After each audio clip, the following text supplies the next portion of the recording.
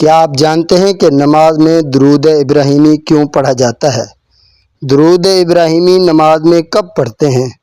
کیا درود پاک پڑھنے سے اللہ سبحانہ و تعالی رحمتیں نازل فرماتے ہیں؟ السلام علیکم ورحمۃ اللہ وبرکاتہ۔ کل ہم نے سیکھا تھا التحیات میں بیٹھنے کا صحیح طریقہ، اور آج ہم سیکھیں گے درود ابراہیمی کا صحیح طریقہ۔ درود ابراہیمی کیا ہے؟ التحیات مکمل کرنے کے بعد جو درود پڑھا جاتا ہے اسے درود ابراہیمی کہتے ہیں۔ اس میں ہم نبی کریم صلی اللہ علیہ وسلم پر سلام اور رحمت بھیجتے ہیں۔ درود ابراہیمی کب پڑھیں؟ التحیات مکمل کرنے کے بعد درود ابراہیمی پڑھا جاتا ہے، سکون اور ادب کے ساتھ پڑھیں۔ درود ابراہیمی پڑھتے وقت کیفیت کیسی ہو؟ عاجزی کے ساتھ بیٹھیں، نظریں اپنی گود یا سجدہ کی جگہ پر رکھیں، دل میں محبت رسول صلی اللہ علیہ وسلم ہو۔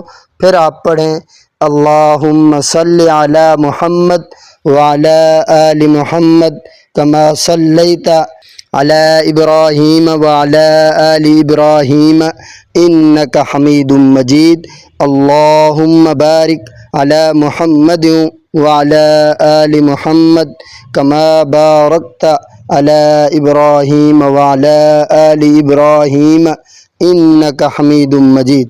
درود پاک کی فضیلت کیا ہے؟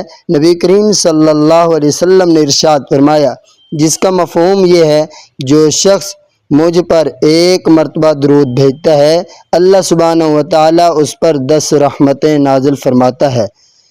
اہم باتیں: درود ابراہیمی آہستہ آواز میں پڑھیں، الفاظ صحیح ادا کریں، سکون کے ساتھ پڑھیں، جلدی نہ پڑھیں۔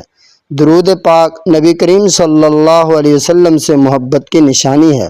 جتنا زیادہ درود پڑھیں گے اتنی زیادہ رحمتیں حاصل ہوں گی۔ آج ہم نے سیکھا درود ابراہیمی کا صحیح طریقہ۔ کل ہم سیکھیں گے نماز کے بعد دعا اور سلام پھیرنے کا صحیح طریقہ۔